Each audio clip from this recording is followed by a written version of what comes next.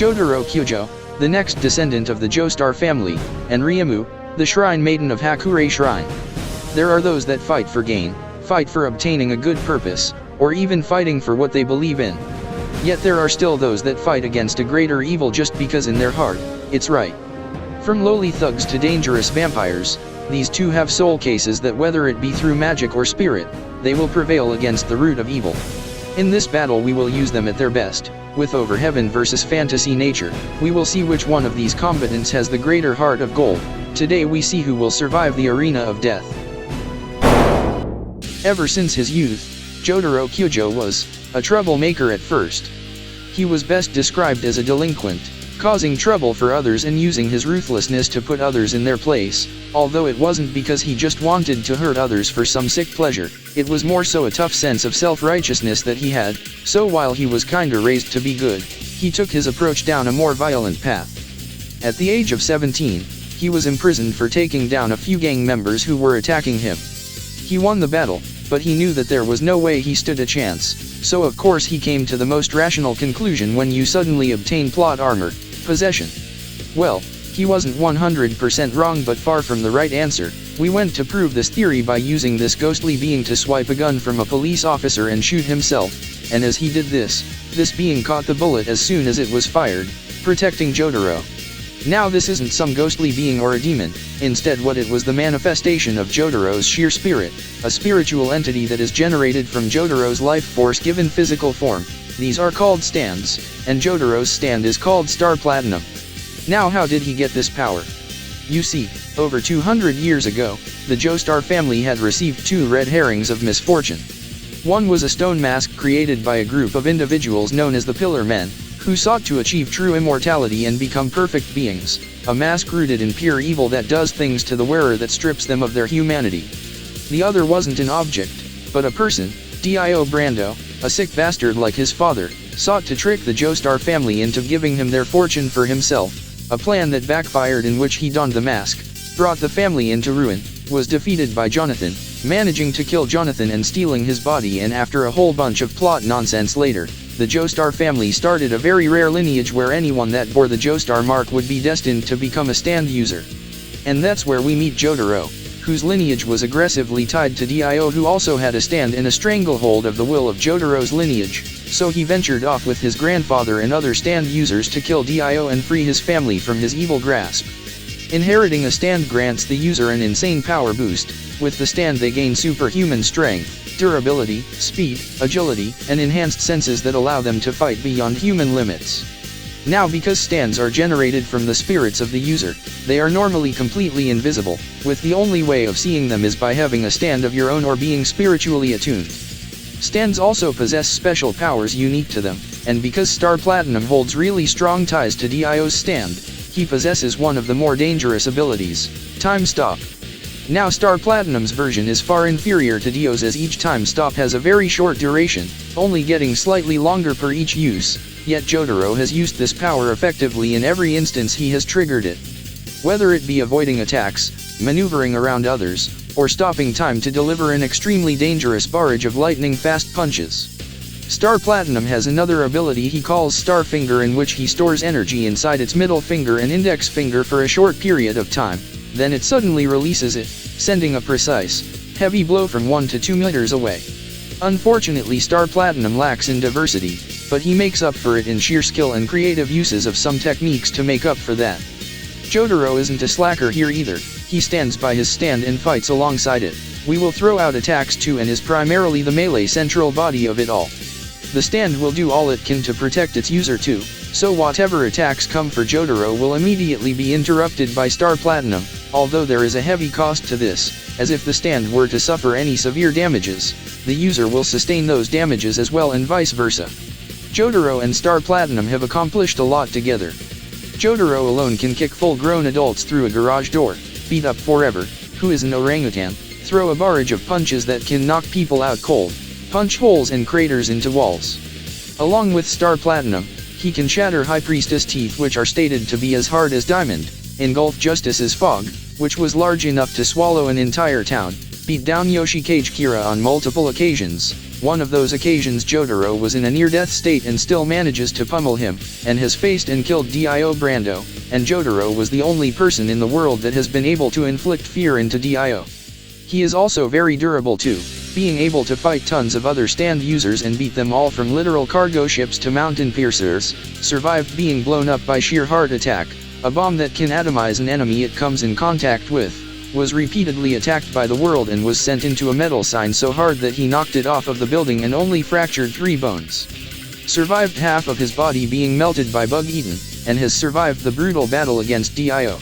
Naturally he is fast too. Star Platinum and Jotaro are fast enough to catch bullets point blank, move fast enough to create after images, punch hundreds of times in a single second, react to light speed attacks from Red Hot Chili Pepper, Emerald Splash, Silver Chariot, and Dio's own time stop abilities, and he has only gotten much faster over time.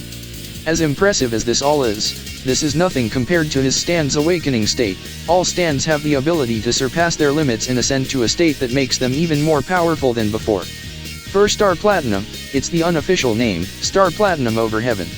In this state he scales to the greater powerhouses like Heaven Ascension Dio and Golden Experience Requiem, to which they all possess reality-altering powers. Over Heaven through his punches can rewrite reality to whatever he pleases.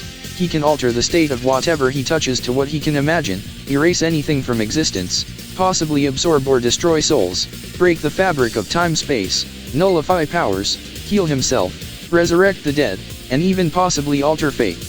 Now there are a fair share of limitations Jotaro and Star Platinum have. Aside from them sharing the damage they take, they have rather concerning range limitations with their max range reaching 10 meters. Jotaro is also brazen and rash. He goes into fights with either a plan or goes into one without one. His hot-headed nature has gotten him nearly killed and even flat-out killed on several occasions, and one big weakness over Heaven is as if its fists were to break, its reality-altering powers won't work. In spite of all that, Jotaro is one that should not be interfered with. Throughout his journey, he has grown not only stronger but even became a little more compassionate. He dedicated his life investigating other stand users and stamping out the troublemakers. After all, it's in his blood, no. So whatever you do, don't stand in his way, or else you will get the aura of a lifetime. Overall, with Eyes Over Heaven abilities, Jotaro is capable of greater abilities than his original version, such as reality warping and rewriting existence. However, he is extremely lacking in arsenal and range.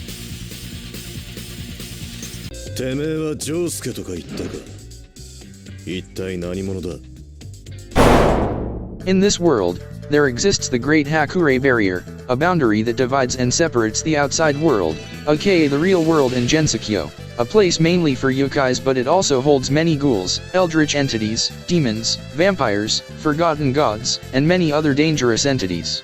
In this world there also exists poisonous forests, corpse-powered nuclear generators, multiple versions of hell, the absence of technology, worlds where you could get lost forever, empty pockets of boundless space, worlds that shouldn't even exist. It's probably one of the most chaotic places you will ever visit. Yet here there exists some humans and yokai not hell-bent on causing chaos. Some are keepers of the fabric of duality and boundaries, others are vampires, time-stopping maids, witches, and the primary focus of this episode, the Shrine Keeper REIMU. Now there isn't much of a known backstory to her, with all that we know is the ambiguity of her parents' existence. What we do know is that REIMU is a rather young maiden that keeps her shine intact, along with being the one to keep balance between worlds, exterminating any threat who seeks to shatter that balance.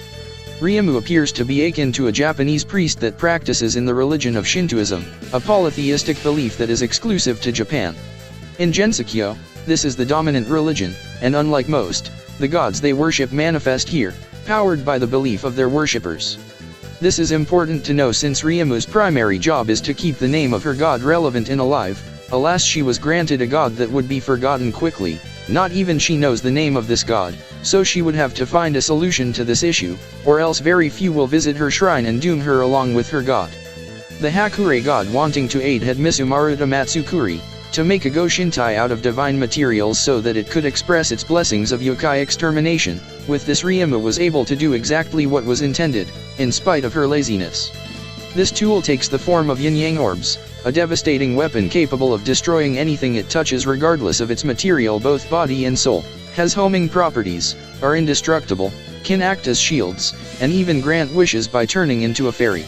She also has a goe, a stick used to shoot hundreds if not thousands of projectiles to overwhelm you, or just bonk you in the head if necessary. She also has purification needles hidden in her sleeves which quell and purify evil yokai and other spirits, and a futas which are paper charms to aid her job in exterminating problem yokai. With these tools, REIMU is among the most powerful humans, an expert in problem-solving the issues in Gensokyo, exterminating those who seek to threaten balance and bring harm to humans. Now, like other characters in this world, she possesses the ability to use Danmaku, which allows her to shoot omnidirectional projectiles in all directions, some even homing onto her targets and unleashing a barrage that can be almost impossible to avoid. Some of these attacks can be unleashed with spell cards and skill cards, magically defined attacks with a variety of effects. Some names for these spell cards are Divine Arts. Omnidirectional Demon Binding Circle allows REIMU to remove all restrictions with directional movement. Divine Arts, Sky Conquering Wind God Kick, which is a string of repeated ascension kicks. It sets up quickly, so there's lots of ways to use it in close combat.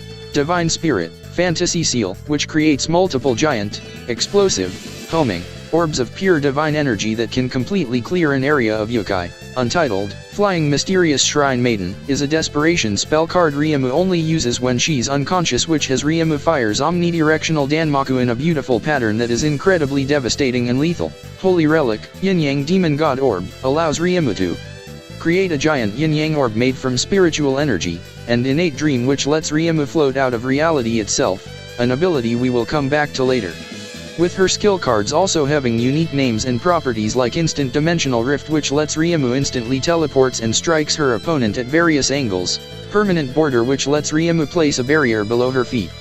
Once an enemy steps on the trap they become defenseless, Yin Yang Shot, which are slow-moving Yin Yang orb that bounces off surfaces, and Demon Sealing Dimensional Rift, which is basically a massive needle barrage, and these are only a few of the many cards she has, to which there are nearly 100 of all with unique properties and abilities.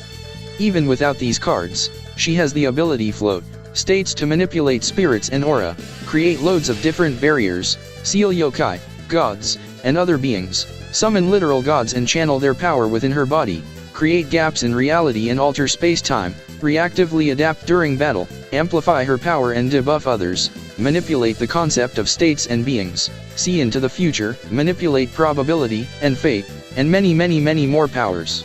Arguably her most powerful ability is Fantasy Nature, which is also known as Innate Domain, an ability that allows her to exit out of the entirety of existence and attack outside of it, making it impossible to touch her if you don't have the means of reaching her. This is basically her ability to also manipulate the very concept of boundaries. She isn't just a maiden with a bunch of powers. Despite rarely training, she is often sparring with the witch Marisa, taking on yokais and problematic gods, fighting vampires, and all sorts of demons. She fought and beat Megumu Izunameru, whose primary ability is to manipulate stars, Suka Ibuki, who could shatter heaven, which is similar in size to Hell and Endless Realm, Toya Zatamimi no Maiko, who created Senkai, an infinitely expanding world containing other endless worlds, and even Kagaya Aorai-san, who created the infinite corridor connected to Ate, which was made by infinitely linking gaps in space-time together. To put it short, these are infinites stacking upon infinites infinitely. With all these fights, she has shown to dodge barrages of Danmaku attacks. In these fights she has faced other characters who have reacted to and used light-based attacks such as Marisa Kirasame and Yukari Yakumo respectively. She can travel from the lunar capital to the Sea of Tranquility in a few hours, which are on opposite sides of the moon, scales above common moon rabbits. They've used the dream world as a common passageway that contained interstellar distances, moved in realms absent of time itself or exist outside on linear space-time, and showcases several instances of traveling infinite distances and crossing them, such as when she flew to the end of Kagaya's corridor, which is composed of infinitely linked pieces of the space-time continuum and is repeatedly stated to be infinite and endless. Now, despite this insane showcase of powers, she isn't lacking weaknesses. REIMU is rather lazy in nature. She isn't one to dive head first into conflict and rather would avoid it or find an easy way out. She even avoids her duties often and rarely trains. Despite how smart and tactical she is, she can be really simple-minded, not thinking things through, although the nature of her floating ability also makes this an advantage. REIMU, when she is going with the flow, is capable of accomplishing truly remarkable feats. Her abilities are at their best when she is not thinking too hard, elsewise she will fumble if she thinks too hard, so her simple-mindedness acts more like a double-edged sword, greatly enhancing her capabilities and letting her float ability defy logic, manipulate fate, and be more powerful while sacrificing true battle strategies. She also hasn't mastered all of her abilities, like the ability to summon gods, and due to spell card rules, REIMU's spell cards have a time limit as to how much she can use them.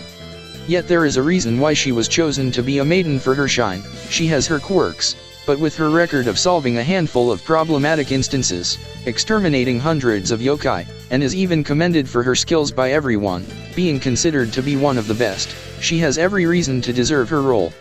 So maybe consider praying to her god, maybe one day you'll be in the presence of her blessing. Overall, REIMU is capable of warping reality on a humongous scale, as well as manipulate the concept of boundaries. While her abilities are incredible, she is still quite stubborn, lacks training, and has a limit on her spell cards. 邪魔するなら妖怪だろうと人間だろうと対峙するまでよ。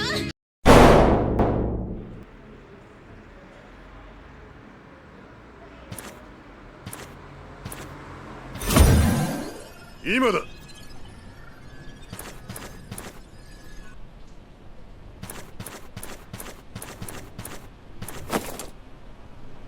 やれやれ。分かった。こ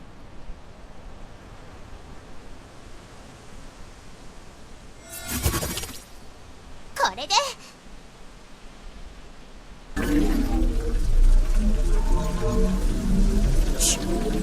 やれやれだぜ。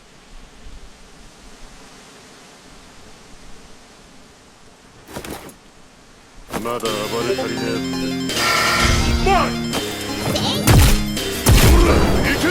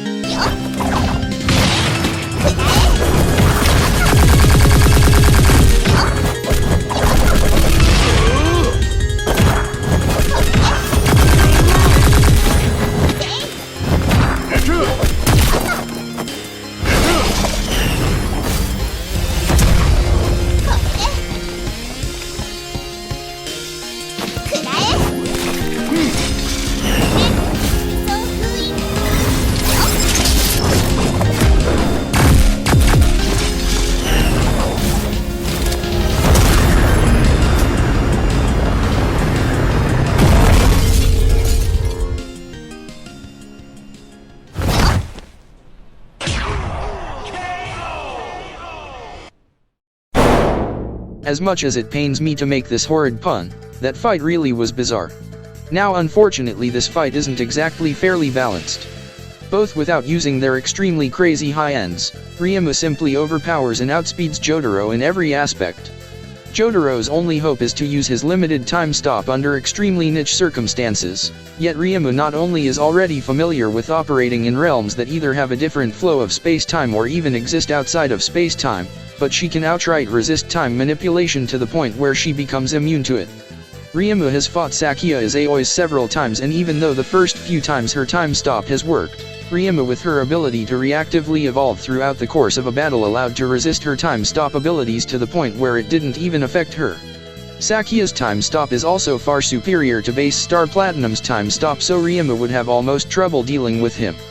This alongside the fact Jotaro had no means of hurting or even touching REIMU, and REIMU having the ability to see Star Platinum due to her being the literal boundary between spirits and the real world, it makes this fight feel more one-sided. Yet when we include Overheaven and fantasy nature, Jotaro gets a total of 1 win by sheer chance. Yikes. You see, Overheaven's ability in theory should be able to outright destroy REIMU, despite some aspects of Overheaven REIMU can negate. If used correctly, Over Heaven can bypass whatever protections REIMU has, and negate whatever REIMU can throw at Jotaro by simply rewriting it to however he pleases. Realistically, if one punch can mean outright erasing REIMU from existence, then Jotaro can do that, especially since at this point Over Heaven along with Jotaro should scale to Golden Experience Requiem and Heaven Ascension Dio in terms of speed, which would grant infinite speed. Although there lies a huge problem, Over Heaven's powers only work when Star Platinum's fists makes contact with the entity it wants to change, so while in some cases he can punch space, objects, projectiles, certain powers with a physical form, and other unconventional physical entities, Over Heaven would need to tag REIMU to do anything significant, even with fantasy nature's limits. Jotaro, despite trying his best, didn't stand a chance. The winner is REIMU Hakure.